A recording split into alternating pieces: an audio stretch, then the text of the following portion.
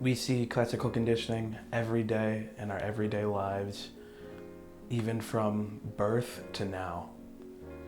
When you're training your home pet, when you're getting introduced to new stimulus as a child, trying out new foods, and everything like that. Classical conditioning is the most basic form of learning.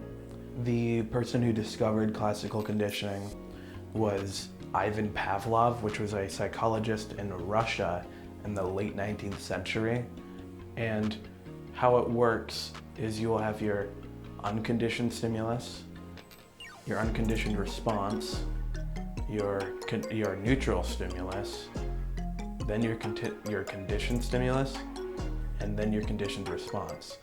The general idea of the experiment is I will shut off the lights and my unconditioned response will be my pupils dilating, and then I will add in a sound from my phone, and the conditioned response will be my eyes dilating due to the sound coming from my phone.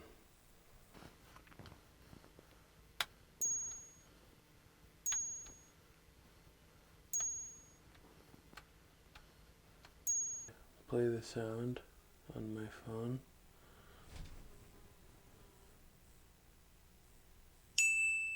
My pupils dilate.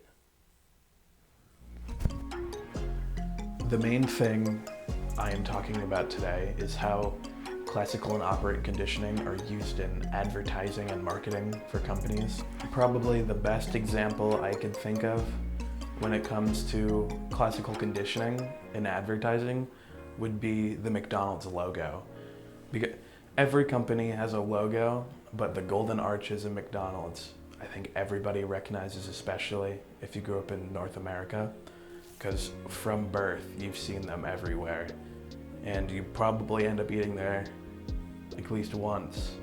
And so when you see the golden arches, you're like, oh, that's food, you know, I could eat that. When you first see it, you're like, oh, it's a sign.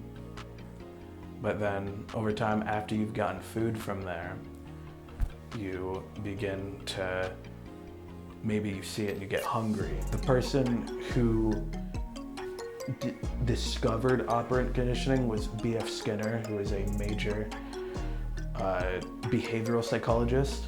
And for operant conditioning with marketing is some stores will have deals that are like, oh, buy one, get one free on this product.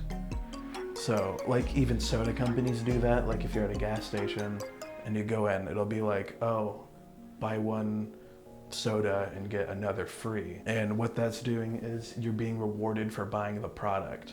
Another way we see classical conditioning that isn't necessarily advertising from a company, but socially, like say someone were to compliment an item that you're wearing, you'll probably want to get more of that item because you get a compliment by it.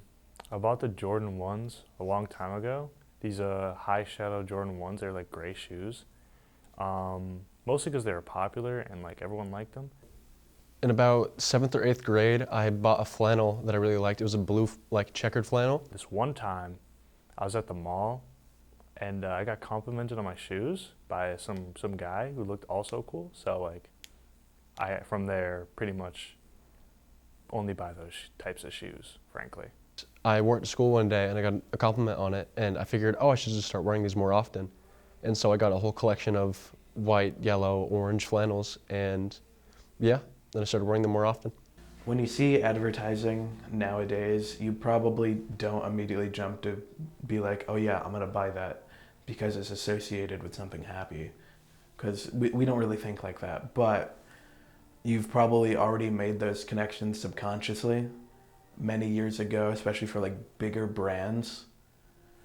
So the advertisers may not do anything for you now, but you'll probably buy those products because you already had been conditioned to like those things.